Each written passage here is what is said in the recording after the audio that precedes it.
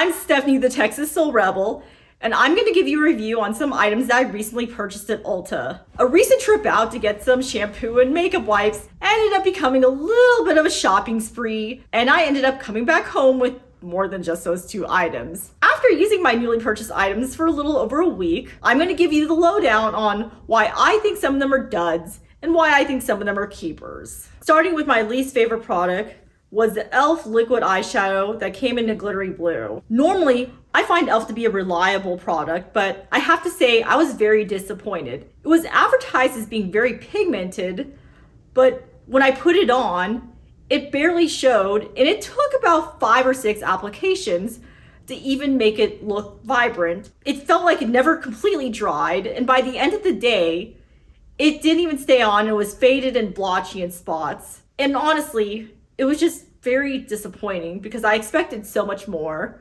So I would not recommend trying this. Next product I do not recommend is the Colourpop Gel Eye Pencil in pink. And this actually had potential, but the problem with this is that every time you try to put it on, the slightest bit of pressure made the pencil break. And it broke 5 or 6 times in the first day of using it. Once I got it on, the color was nice and it stayed on all day, but I feel that if you're spending your hard-earned cash on something, it should last longer than a week and shouldn't break from the slightest bit of pressure. So this is another one I say is a dud. The IGGK color mask. I'm on the fence about this one because on one hand, I do feel that it did its job and it did add color back into my hair. It made it a nice shade of pink, but I don't know if I would spend almost $30 on this when you could go somewhere like Sally's and buy the same thing for about $10, and it does just as good of job as this, but I wouldn't say this is a complete no-go. Now I have to admit the Wet n Wild lip gloss,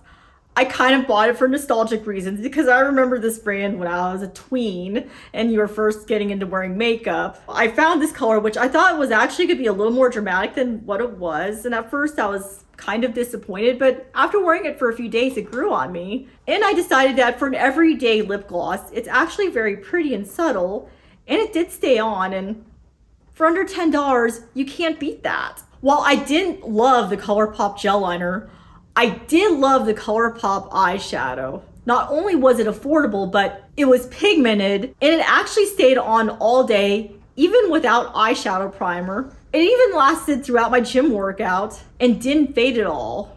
I would definitely recommend buying this because you're getting a great deal and it's not gonna budge at all. My favorite product for my purchase was the About Face Black Eyeshadow Stick. This is a brand I never heard of and I never tried before, but let me tell you, I'm so glad I grabbed this because this is the single best eyeshadow stick I have ever tried. When it says that it was waterproof and didn't budge, it really didn't. From the time I put it on in the morning through my workout at night, it looked the exact same. It didn't run, it didn't fade, it didn't do anything.